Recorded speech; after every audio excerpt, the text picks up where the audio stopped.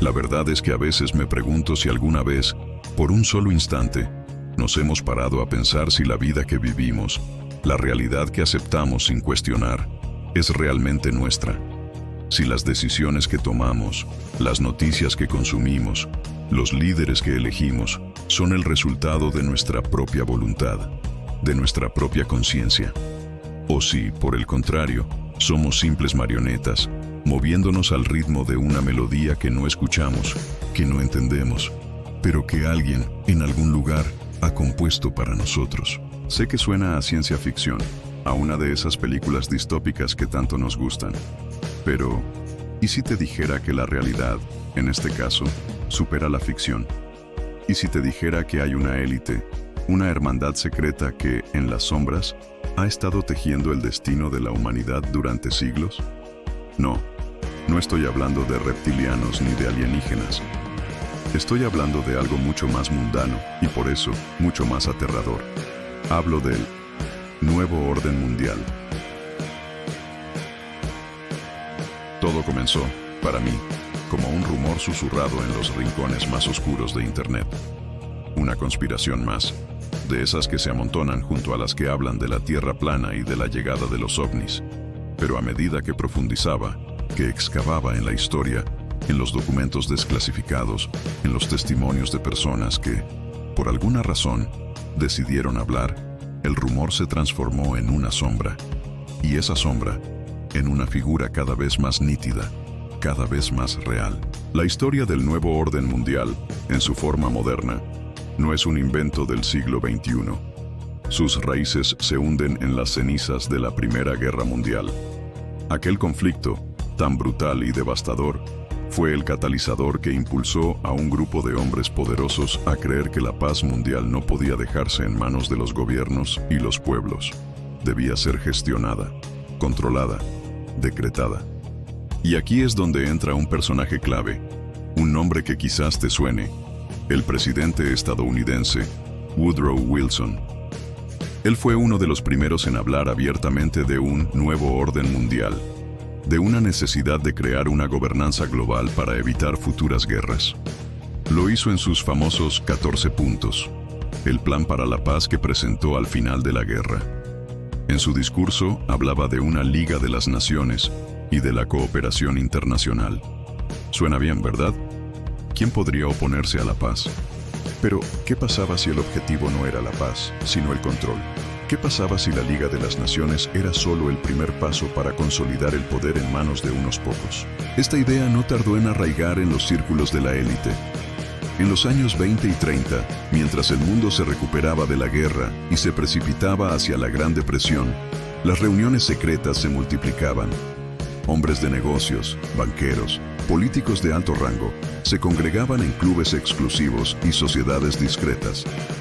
El más conocido de ellos, el Council on Foreign Relations o CFR, fundado en 1921. Suena a un simple think tank, un grupo de expertos debatiendo sobre política exterior. Pero si miras su lista de miembros a lo largo de los años, te encuentras con nombres que han moldeado la historia del último siglo. Presidentes, secretarios de Estado, directores de la CIA, CEOs de las mayores corporaciones del mundo. No es una coincidencia, es una red de poder. La Segunda Guerra Mundial, una vez más, sirvió como un nuevo empujón para la agenda de esta élite. La barbarie del conflicto, el horror del Holocausto, le dio a estos hombres la excusa perfecta para acelerar sus planes. Y esta vez, lo hicieron de forma mucho más abierta. De las cenizas de la guerra, nació la Organización de las Naciones Unidas, ONU. El FMI y el Banco Mundial se nos vendieron como pilares de la cooperación y el desarrollo, y en la superficie lo son. Pero si miras más allá, si te preguntas quién tiene realmente el poder de voto, quién dirige los hilos de estas instituciones, la respuesta siempre es la misma. Un puñado de países, un puñado de corporaciones, un puñado de familias. La ONU es un ejemplo perfecto. ¿Quién financia la mayor parte de su presupuesto? Los Estados Unidos. ¿Y quién tiene derecho a veto en el Consejo de Seguridad? Un selecto grupo de 5 países. La idea de un gobierno global, de una autoridad superior a la de los Estados-nación, empezó a materializarse de forma gradual, paso a paso, sin levantar sospechas.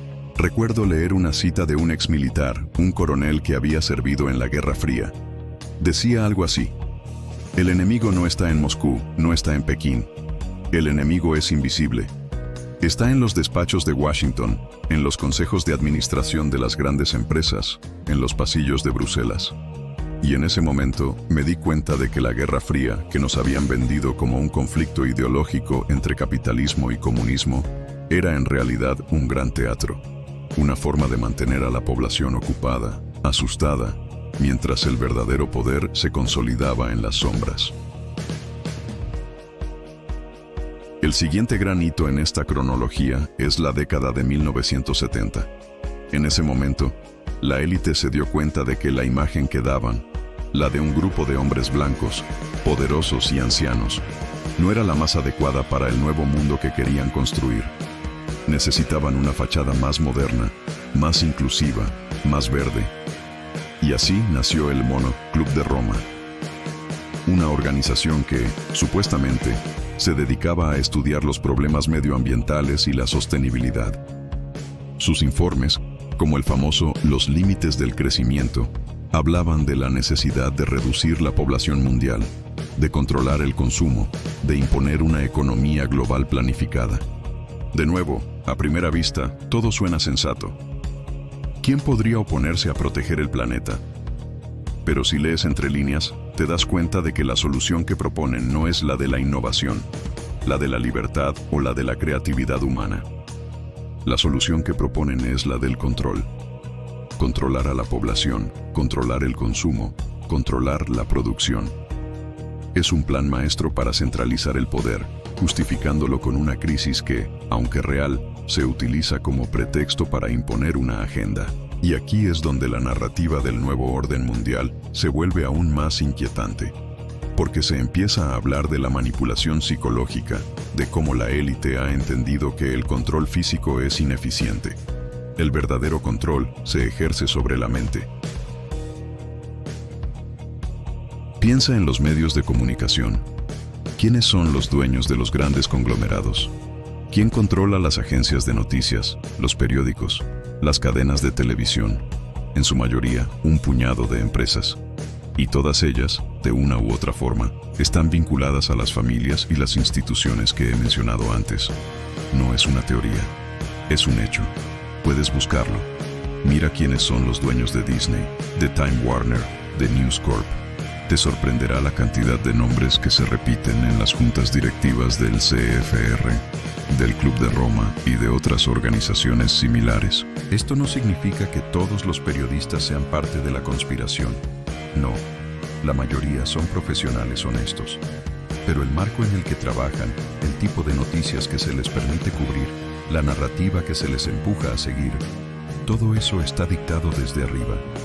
Si eres periodista y quieres ascender, sabes que hay ciertos temas que es mejor no tocar, ciertos nombres que es mejor no mencionar.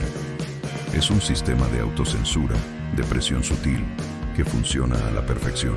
Y si los medios de comunicación son el brazo narrativo, las agencias de inteligencia son el brazo ejecutor. La CIA, por ejemplo, ha sido acusada de todo, desde la desestabilización de gobiernos extranjeros hasta la experimentación con el control mental a través de proyectos como el MKUltra. He leído testimonios, he visto documentos desclasificados que hablan de cómo se les administraban drogas a los sujetos, cómo se les sometía a electroshocks, todo en un intento desesperado por encontrar la manera de controlar la mente humana. ¿Te suena a paranoia? A mí también me lo parecía al principio, hasta que te das cuenta de que el miedo es la herramienta más poderosa de esta élite. El miedo al terrorismo, el miedo a la pandemia, el miedo al cambio climático.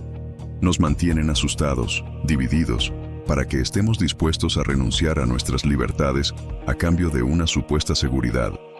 Una seguridad que, irónicamente, nos aleja cada vez más de la verdadera libertad. La globalización, ese concepto que nos han vendido como la solución a todos nuestros problemas, es en realidad la culminación del plan del nuevo orden mundial. La idea de un mundo sin fronteras, con libre comercio, con una cultura universal, no es un ideal utópico. Es la base para un gobierno global.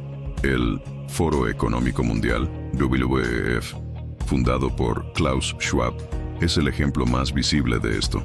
Cada año, en Davos, se reúnen los líderes de los gobiernos, las corporaciones, las finanzas y los medios de comunicación. ¿De qué hablan? Del gran reseteo, de la cuarta revolución industrial, de cómo la tecnología va a cambiarlo todo. Y de nuevo, a primera vista, todo parece positivo. ¿Quién puede oponerse a la innovación? Pero si profundizas en lo que realmente están proponiendo, te das cuenta de que el gran reseteo no es solo una oportunidad para reconstruir la economía después de una crisis. Es una oportunidad para reestructurar la sociedad, para imponer un nuevo modelo en el que la propiedad privada sea un lujo, en el que la gente viva en ciudades inteligentes, controlada por la tecnología, en el que se nos recompense por nuestro buen comportamiento y se nos castigue por el malo. He escuchado a personas que han estado en Davos, que han trabajado con estas élites, y lo que me cuentan es que la mentalidad que prevalece allí es la de una superioridad moral. Se ven a sí mismos como los guardianes de la humanidad, como los únicos capaces de tomar las decisiones correctas para el futuro del planeta. No es maldad, es arrogancia. La arrogancia de quienes creen que tienen el derecho y la sabiduría de decidir el destino de millones de personas que no han elegido. Y así llegamos a la era de las pandemias y las crisis globales. La crisis sanitaria de los últimos años fue, para mí y para muchos otros, la confirmación definitiva de la agenda del nuevo orden mundial. De repente, de la noche a la mañana, los gobiernos de todo el mundo, de forma coordinada, impusieron las mismas medidas. El pánico se extendió a través de los medios de comunicación. La disidencia fue silenciada. Aquellos que se atrevieron a cuestionar la narrativa oficial fueron tachados de negacionistas, de teóricos de la conspiración. ¿No te parece extraño? ¿No te parece sospechoso que los mismos países que llevan décadas peleando por todo, de repente, se pongan de acuerdo en un plan de acción común? No es una coincidencia.